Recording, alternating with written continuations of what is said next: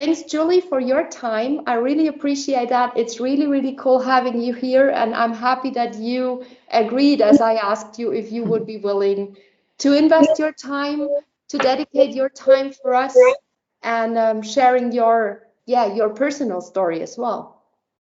It's absolutely my pleasure to be here. And yeah, if our conversation is helpful to others, and I'm really happy to do this. And as someone who has navigated my way through it all over a number of years, I really hope that our conversation will really help people here tonight cut through that a lot more quickly and reach their success faster than it took me navigating the system here. So cool.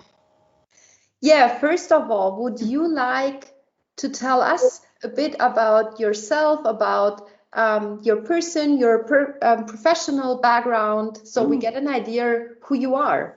Yeah, so hi everyone. My name is Julie Leonard. I come from Scotland, as you can hear by my accent. I apologise, I have a little bit of hay fever, so I'm very croaky today. So I hope that won't be too off-putting. And so back in Scotland, I studied psychology and I worked in mental health services for over 20 years before moving here to Germany, which I did, gosh, seven years ago now. It goes quickly, doesn't it? So I was very fortunate that I got to move to Germany for love. I met a lovely Italian who was living here, and I moved for love. And when I moved here, I spent my whole career working in mental health services. I always had wanted to work for myself. I always knew that I would love to have my own business. And when I moved here, obviously there was a language barrier that would be an issue, and the kind of work that I did didn't really exist here in Germany. And I really thought it'd be a really natural continuation for me to become a life coach. And so that's what I did. I studied to be a life coach, and I set up my own business as a life coach, and I call myself a happiness evangelist because my whole passion is about happiness. And I work with people here in Munich and all around the world to get really clear on what it is they want in life. I really specialize in negative thoughts and limiting beliefs, and I help people get unstuck so that they are very successful personally and professionally in their lives. And so I'm very fortunate now to have been doing this kind of work for over 30 years, and I am still incredibly passionate about what I do. I love what I do, and I do love being self-employed. I can't imagine going back to working for an organization now. So that's right. And so I set up my business 6 years ago, and I set it up when I was 6 months pregnant, which was a challenge. And so I worked all the way through my pregnancy and straight back into it once I had my baby, who has just turned 6 last week. So that's how I know how long I've been in business.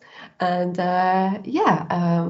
it's been a very interesting experience as someone who had never been an entrepreneur before, and had always sort of went from school, university to paid employment, and then navigating a whole new world of being an entrepreneur, being self-employed, but then to do it in a foreign country with a language barrier and just everything that comes with that.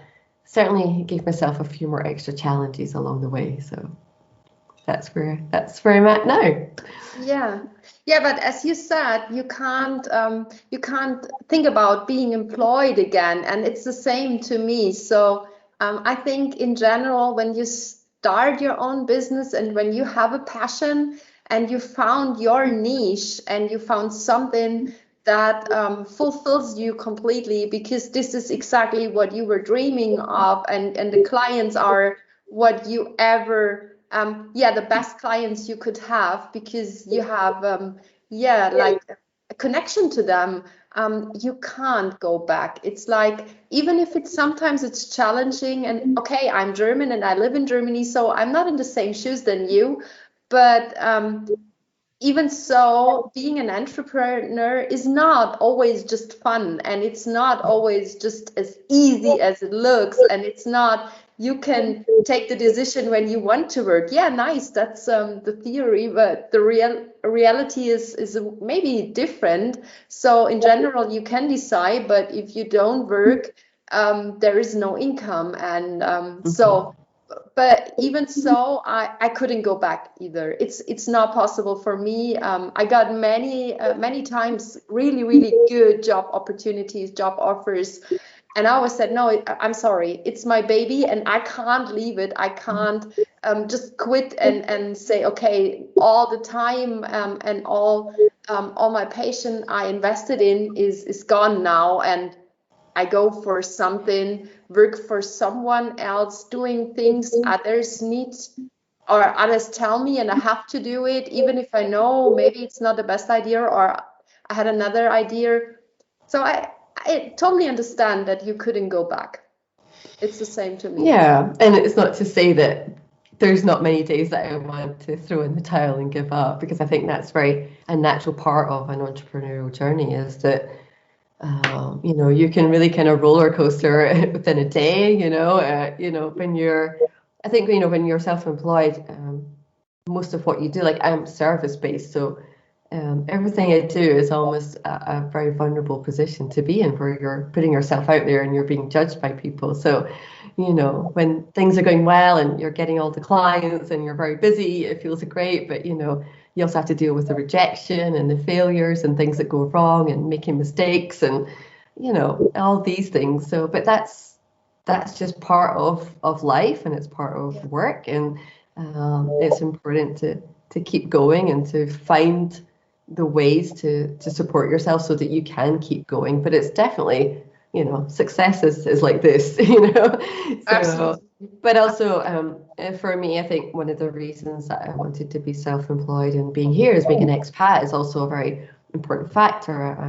I live here, I don't have any family, I don't have any of that support. I wanted to have my own family, and so in order to have that work-life balance, being self-employed is a really great solution to that, because I can manage my time, and I can be a mom, and I can be a partner, and I can also run a successful business. So I do think, although at the beginning there's a lot of extremely hard work that has to be put in, eventually I think most of us go into not to work 100-hour weeks, but to actually work far less, and to really cultivate that work-life balance that we're all seeking. So. Yeah. I've heard that many times. So, for example, one of my doctors, she was employed all the time, and then she got pregnant, and she realized now it's not possible anymore to work in a hospital because there is no flexibility in the shifts, and how to handle that with a baby. And that was the reason why she got self-employed. And it's like, it shouldn't be the only reason, and I think there should be a better solution for moms. But as you said, you have the flexibility, and in the end, when you're happy with the decision, that's fine. But it's like it doesn't matter if you're a woman or man. When you do it just because you need to, it doesn't matter what kind of topic we are talking about. It's not the best basic. It's not the best foundation.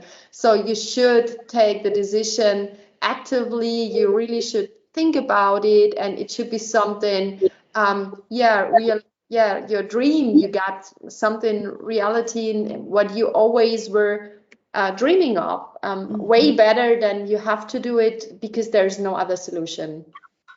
Yeah, and I think many people are going into it now. There's been a huge explosion in entrepreneurship because of the pandemic, and it's now, when I grew up, I didn't know anybody that had their own business. That wasn't part of my circle. Everyone, went and got a job, and that's what you did. So it's a whole new environment. But I think now, it's in the last, few years, it's now absolutely possible and feasible to have your own business and to be successful. It's not for a small group of people. Everybody is equally able to create their own business, and I think it's becoming more and more attractive to do that. Yeah, I totally agree.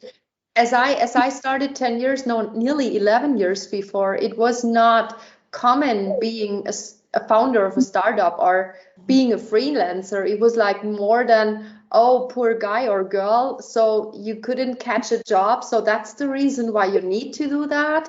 And as I quit my last job, the CEO of the company, for example, told me, hey, if you have my phone number, so if you would like to come back, just give me a call. I'll give you a job. So it's like, if this is the only solution, but it changed a lot, and I'm really, really happy about that. So people can follow their dreams, can do what they want, and it's way more easy than 11 years before, definitely. Starting something, and it's the acceptance in with all family and friends is way higher than before. So all of my friends and also my family, not my mom, because I'm in the company with my mom, so she was an entrepreneur before. Maybe that's also the reason why I had that in mind. Because as you said, it was not common. Most of the people were employed, and but the rest of the family, they were like, "Oh, you also, you really would like to go the same journey than she did? Are you sure you know what's coming along?" And yeah, but as I said, I wouldn't go back, and it's fine. And I like the roller coaster. Sure, I like it more when we are up and not when we are down, but in the end, it's fine. And you can grow with all the challenges and with all the difficulties. It's also about a mindset, I think. When you always say, oh, I'm a poor person because now I'm facing another problem, then you will feel bad about it. But if you say, okay, it's a new challenge, I need to find a solution, and take it like, not like a game, but take it more easy and say, okay, now I have it and I need to find a way, and I'm sure I will find a way. That's a completely different mindset. Yeah, it's really important. Yeah, absolutely. That there's two aspects, I think, that we want to talk about. There's the very practical route and working all that out, all the challenges of that, but there's also the mindset approach that's very important. And becoming your own boss and setting up your own business, it's incredibly challenging, and that's what I constantly have to work on, is my own mindset and my own belief in myself. I do believe the more you push yourself out your comfort zone, the more you challenge yourself every time you up level in your business, the more you have to keep challenging yourself. And I have to kind of up level and then be like, right, okay, I've got to deal with all the stuff that comes up there, and then I have to like get comfortable and then move up again. And so that's, there's a lot of mindset work that I've had to navigate, and I continue to navigate being an entrepreneur. And that's also what I help other entrepreneurs do, is to really navigate those beliefs and thoughts that all of us have to a lesser or greater degree. But what I encounter in my work is often people would like to be self-employed, have a really fantastic idea, but then struggle with like, well, can I do that? Or will that happen for me? Or can I be successful? Or what will set me out from the crowd? Or who would want to pay me money? These are very common thoughts that come up for people, or just really feeling like, am I good enough to do this? So that's the kind of work that I love to get into and really understand where that comes from and how we can change that. And it's completely possible to change it. And so that's the work that I love supporting people to handle, because that's often what will hold you back. I think the practical steps we can follow, but the mindset will always hold you back from fully going for your dreams. If you don't believe it, you will not fully go for what your full potential is. And I see that in myself as well, that really, I can see at times when I think, oh, actually, I'm feeling that resistance. I'm not pushing forward on something. What's that all about? I have to really ask myself, like, what's going on there? What am I really uncomfortable with? Sometimes it's a money mindset. Sometimes it's a self-belief issue. Last year, I wrote a book, and as I did that brought up a whole lot of mindset work, because I had all this limiting beliefs from school, where I had teachers who told me I wasn't able to write, and I wasn't good at writing, and I wasn't great at grammar, and all these different things. And all that stuff came up, and I had to work through it. And I went on to write a #1 best-selling book, so that tells my old teachers how well I've done. But there's always stuff to work on, and so I hope, as I support people, that I understand I can be compassionate and empathetic about their journey, because I like to be very transparent that I'm on that journey too. That's life. Yeah. And that's what you say. It's life. It's real. We are not perfect. We are also facing some difficulties, having some problems sometimes. And I think it doesn't matter how long you are an entrepreneur. It's always good having a sparring partner, or having a mentor, or having a coach. Whatever you need and whatever fits you, I also have it. So because when you are involved in a situation, you can't see it that clearly, even if you try to. So, but it's not 100% objective. And so maybe you need someone who is outside of the situation, who is not involved, who is not, it's not their passion, it's not their business, it's not that they are in need that this business will run successfully. So they see it just as it is.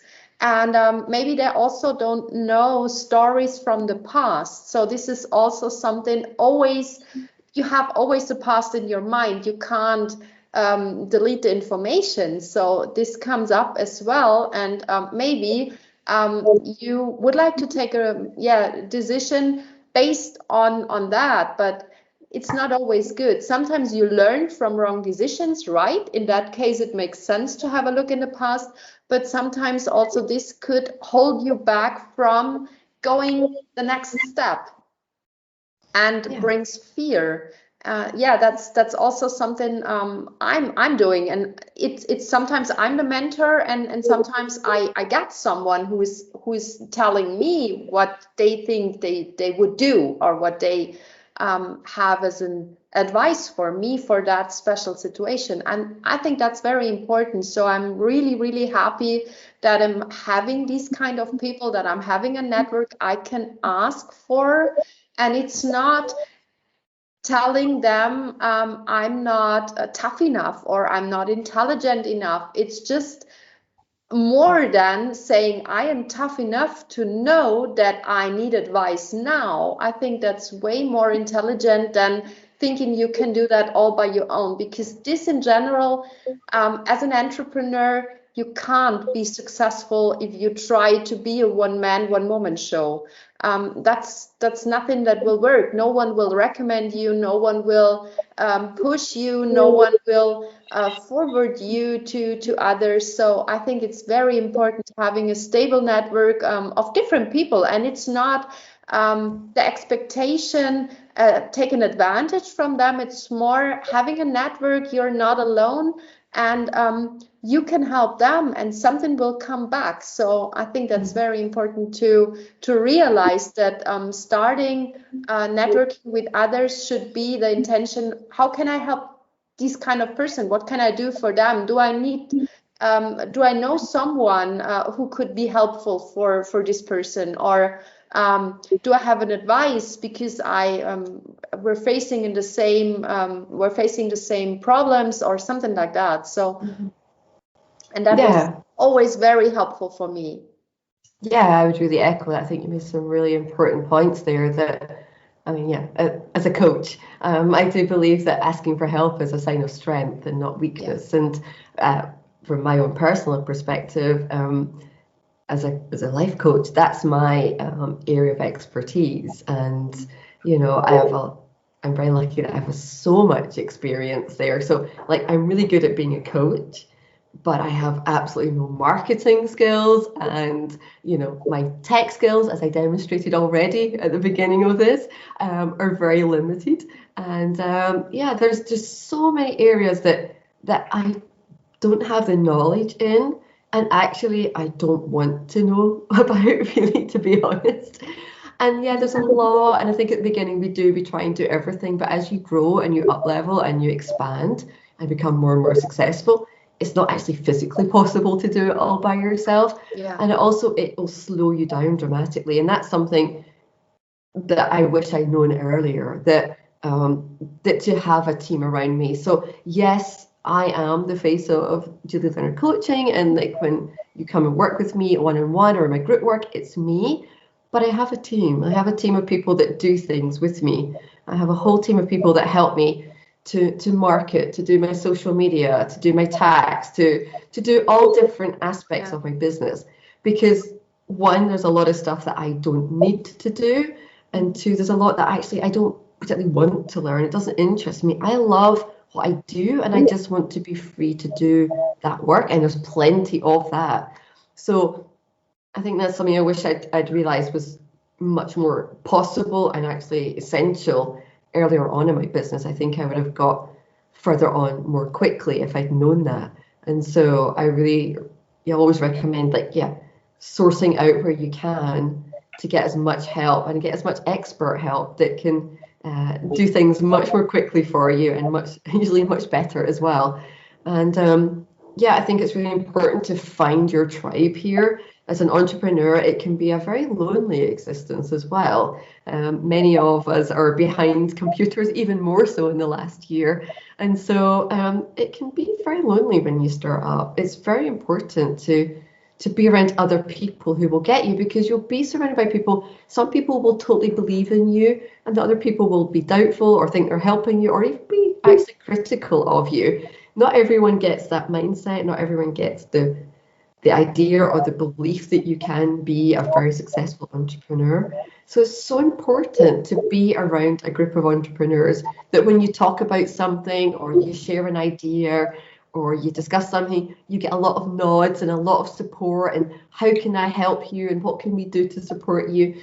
I can't stress enough the importance of just having groups of people around you in whatever form. I'm in masterminds, I have mentors, I have co-working groups. I have a whole different range of ways that I mix with other entrepreneurs in order to feel supported and encouraged, and to bounce ideas off each other, and to boost me when I'm having those hard days, and to share ideas and get another, as you say, another perspective also can be really great. So, and also to keep you motivated and keep accountable as well, to keep you going, because there's times where you think, quite tired of doing stuff, and also I think, in terms of what you do, having that kind of network where there's different experts that can do stuff, where there's someone who I can tap in, and they can just get on with the tax, or get on with the legal side, or get on with web design, or whatever it is that you need,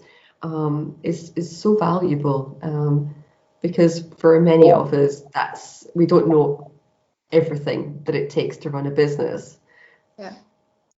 It's not just for expats, it's in general. So even as a German, you can't know everything. Even if you are German, if you studied my business administration or something, that doesn't mean that you know everything. It's definitely not possible. We are in a world where we have so many specialists for so many things. So not even marketing, not one person can know everything about marketing. In the past, maybe 30 years before, it was way more easy to say, I know the stuff about marketing. You focus on the topic marketing, and maybe you focus on a special target group. And then okay, I can do that because I know what my clients need, and I understand how marketing works. But now we have so many different niches, and it's not possible to be on time with all the information. And when it comes to taxes or legal, or how to get a patent or whatever, it's definitely impossible to know that. And it's also depending on the topic, but also could be dangerous. I had a conversation 2 weeks before for freelancers, and one of the guests asked me if it would be possible, for example, to find general terms and conditions via Google and use them. So do copy paste. And I said, I can't recommend it. So in general, it's like you don't know if these general terms and conditions fit your business. This is the first. But what is also very important to realize who says that these general terms and conditions are written by a lawyer. It could be that the person who's the owner of the company wrote that by his own, and then you don't know about his or her knowledge. You don't know if even the general terms and condition fit for this business. So how can you copy that for your business? And that's something, for example, I wouldn't do. It's not worth it, because this is the foundation for every contract you're having. So it should match perfectly to your needs, and it should protect you also, because that's the reason why you have the general terms and conditions. And this is one thing people need to realize. Saving money, of course, we all need to have a look at expenses, but you need to make a decision if you would like to invest a lot of money, because when you do all by your own, it's like 50% you're right. It's always left or right. And if you go the wrong way, maybe it costs you money, but definitely it costs you time. And time is also money. So when you start a business and you have just an amount of some €1,000, and if it's done, your business needs to run. And if it's not the case because you wasted too much time, then you have to go back being employed, and I think that's not worth it. And and I think that was something that I found quite difficult at the beginning. Was if you don't know what you need, it's very hard to look for or find the right person. So there was particular things here that I didn't know about at the beginning, like having an impressum and different things like that. And then even if you know, and eventually if you know what you need, it's like, well, where do I get that? Where do I go? Who do I find? That also takes time. And then I think for me, the language barrier was also a challenge for me.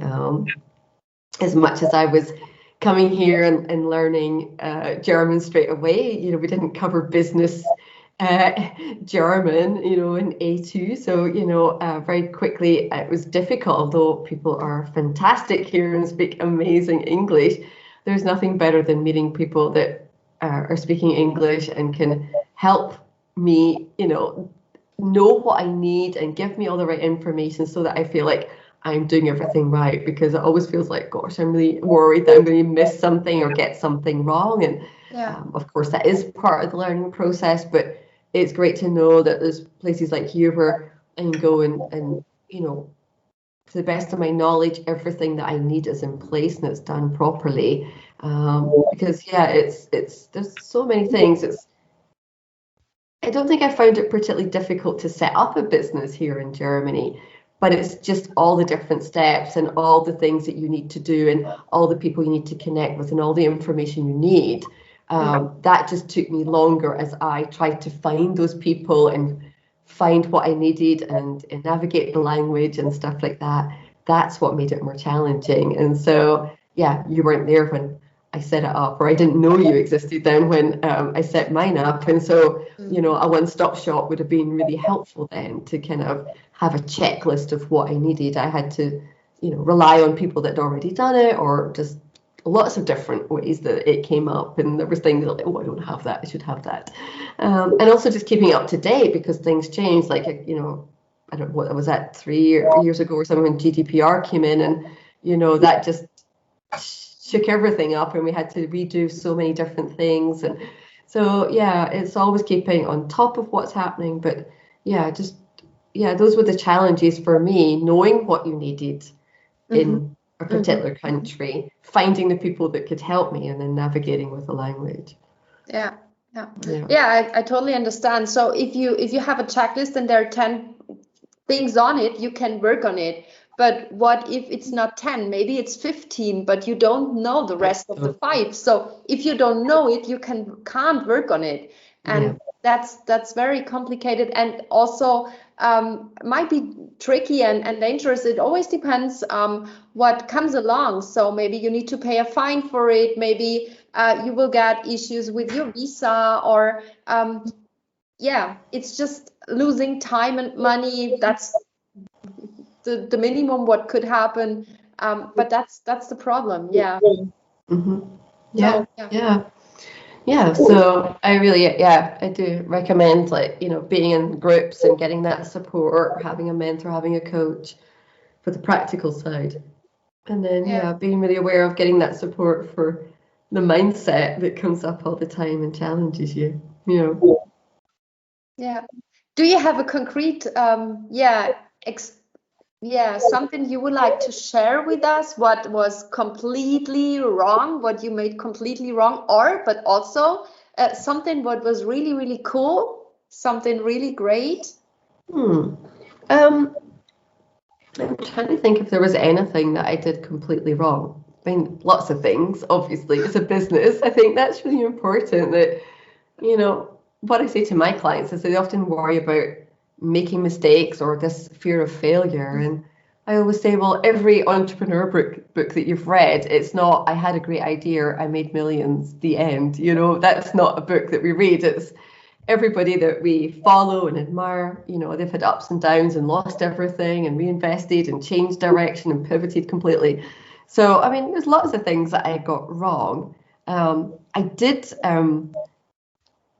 think that I'd been very careful with images, and it turned out that I had used an image and I used it for one workshop only, and it was advertised on I think it was advertised on my website, and I only did it once, and I was sent a lawyer's letter saying that I had used without paying royalties, and I was very sure that I'd been very careful, but clearly hadn't, and I was fined £1,000 for that. So a Wow. lot of money. So when you hear people say be careful to use royalty-free images and be careful of that, I thought I'd been super cautious, and and particularly that was way at the beginning as well. So that was a lot of money that I had to pay, and that's not to use it. You still have to pay. That was to pay the fine for using it that one time. Not that I then owned that picture to use, and I'm I'm never using that picture again. I hate it. And I'd only used it so briefly, and so that was a very expensive lesson that I learned. That yeah, you can be careful, but you have to be super careful. So that was something very obvious. So yeah, just thinking about your images and stuff, just be really cautious. I'm sure you all are, but then I really started using my own brand images and then getting into paying for stock photos and stuff like that. But yeah, always that was a really expensive lesson for me. So that went horribly wrong. There was things that didn't cost me money, but yeah, I think at the beginning I didn't know you needed an impressum here, so I didn't have that on my website for a while. But I did realize that was great, and also that you should check it regularly that the link is working, because there are actually people out there that spend their time looking to make sure it's always visible. So there was a lot of things like that where I didn't have something, and luckily I managed to find out. And yeah, as I say, there was a couple of costly mistakes. But things that went well was I was really able to set up my business very quickly. It felt like it wasn't a difficult process in the beginning to set it up. I feel like Germany is very geared up to have entrepreneurs. There's a lot of entrepreneurs here. So I found that beginning setup very simple. And I set it up, as I say, I launched it when I was 6 months pregnant, thinking, I'll do all the background work and I'll start to build it up. And, it takes time. They always say it takes at least 3 years to really form a business. And within 6 weeks, I had 5 clients, and I was like, hang on, I'm going to give birth really soon. So it went quickly. And I think if you research what you're doing and you can see that there's a market, then I think it's absolutely possible to do well. So I quickly built up a business. But obviously, building a coaching business, it takes time. There's a lot of coaches here in Munich. But knowing that there's so many people looking for English-speaking coaches, that's something that I've been able to harness quite a lot. and yeah, just making myself very visible to be, if you search, you will find me usually quite easily. So that was really great. So really making sure that I was very visible, and knowing that there was a demand for an English speaking coach, so doing my research on that. But as I was building up my business, I also, my other string to my bow is that I'm a trained aromatherapist, and so I thought I could have some different income streams to build my business, until I established my brand as a coach. And I was pretty certain there would be a demand for an English speaking mobile aromatherapist. And as it turns out, there definitely is. And I think I did even more massage than I did coaching at one point. And actually, there was a huge demand for mobile pregnancy massage and English speaking, because there's so many expats here. And I had a really big business with that up until COVID hit, where obviously that then went. But I think that actually came along a great time where I'd been really at that point of like, I don't want to do this anymore, because my whole dream is to be a coach. And I was really getting there and not able to do all the massage as well. And so that came along where it helped me make that decision that now is the time to stop that. But also then I was also very fortunate that I had a business that would very easily pivot online. So I wasn't dramatically affected by lockdown and by COVID. I was already doing a mixture of in person and online coaching anyway. So it was very easy for me to just simply say, we move online, and move everything online. So those things certainly went well. Setting up my business quickly, researching and thinking I had a couple of good niches in there, and then having something that was really good to pivot when COVID hit, I would say went really, really well. Cool. Yeah, you are lucky when you're a coach and you work in B2C. It's not that complicated to found something here or to set up a business. When it comes to products or other kind of services, it's a bit different, because then it's more about liability, choosing the right legal form and all the stuff, and then it's like pros and cons, and you have to have a look at it as well. But yeah, you're right. When it's for coaching and you do it in B2C, it can be quick, and you can do it easily. And then it's just on the paper. It says you are now self-employed, and then the work starts. Yeah, and then the work starts, definitely. But as a coach, then there's not so much setup cost. There's not so much, Exactly. outlay at the beginning. You literally have your internet and you go. But the real work, I think, in that field is to network and to really get out and network and talk and meet people.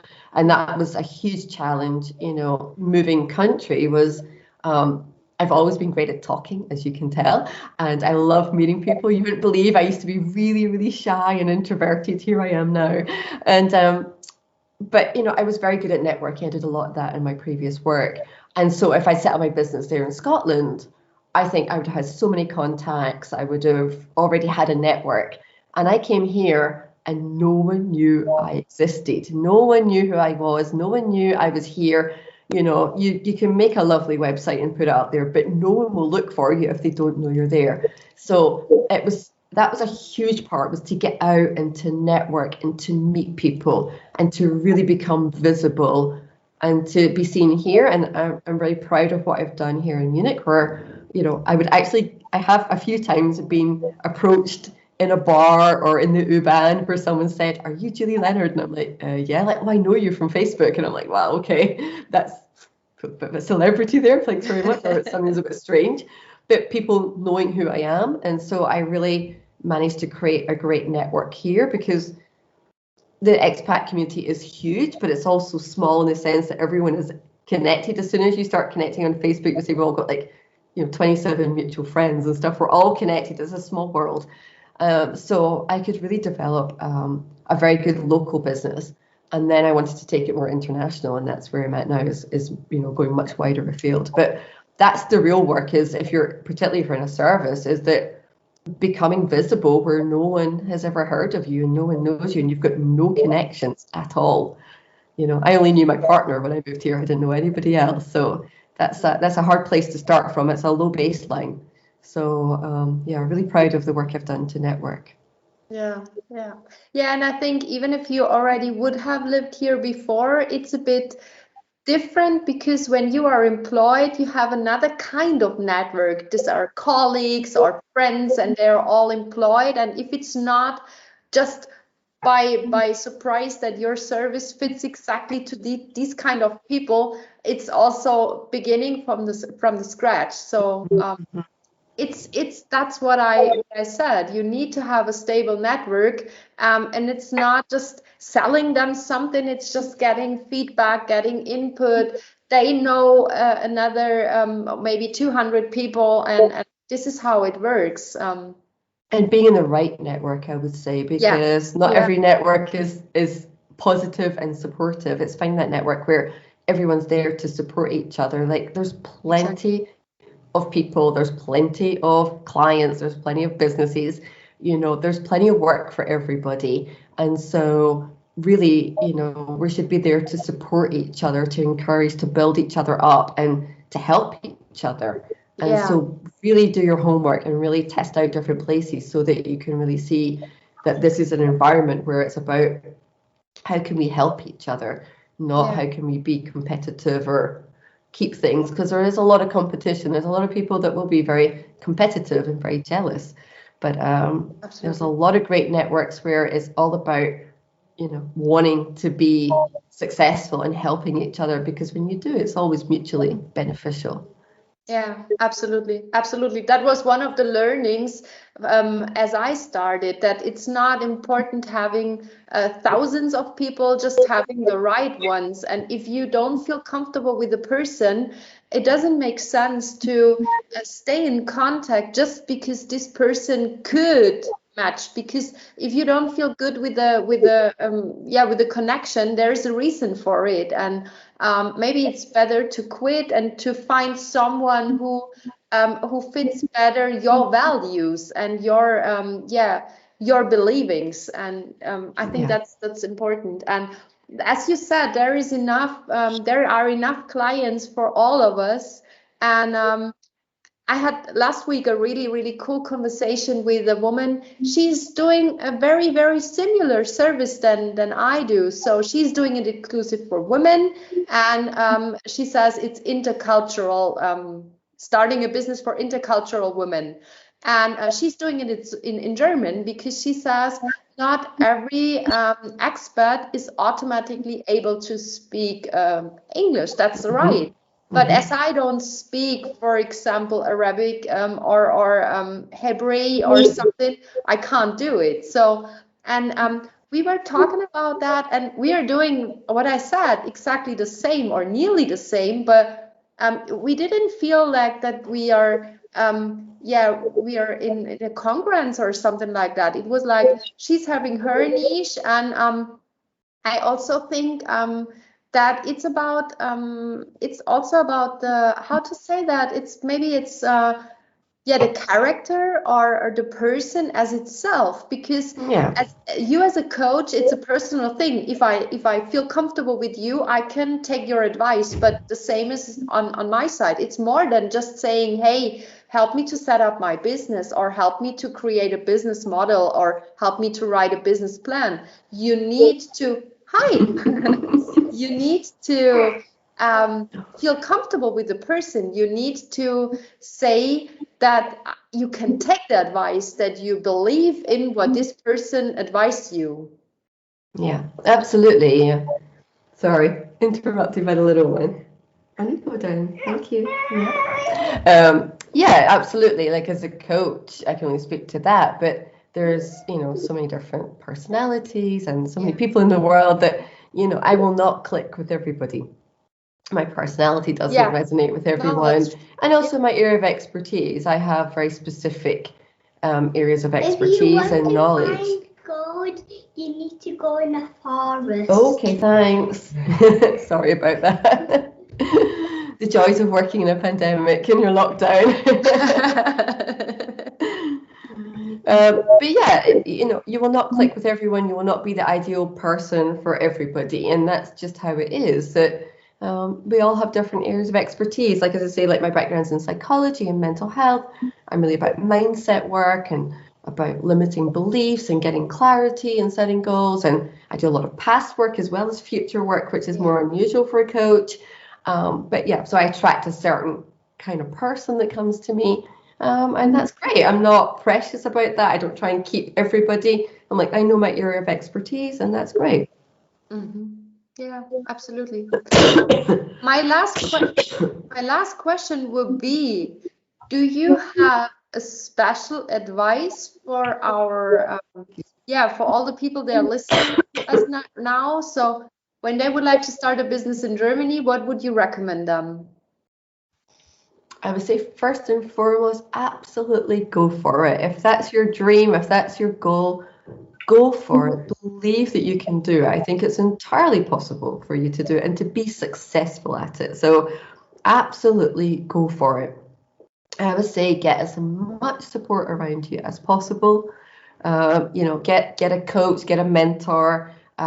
You reach out to people and surround yourself with the experts that can help you get there and get there quickly as well. That's so important. That's what I think is what I do, is I can help you, cut through your mindset more quickly than if you did it yourself, because I can take all my years of experience and do it more quickly. And so, really help yourself by surrounding yourself by the people that can give you the answers, tell you what you need, and get you there much quickly. And thirdly, I would definitely find support and a support network. Find other entrepreneurs, be in those networks, and be surrounded by people that will believe in you and cheer you on and champion you, especially on those days where it's really hard and you think, no, I'll just go back to 9 to 5. And I would say that, it's hard work. It's challenging, but it's also the most rewarding thing I've ever done. And I absolutely love working for myself and doing something that I absolutely love every day.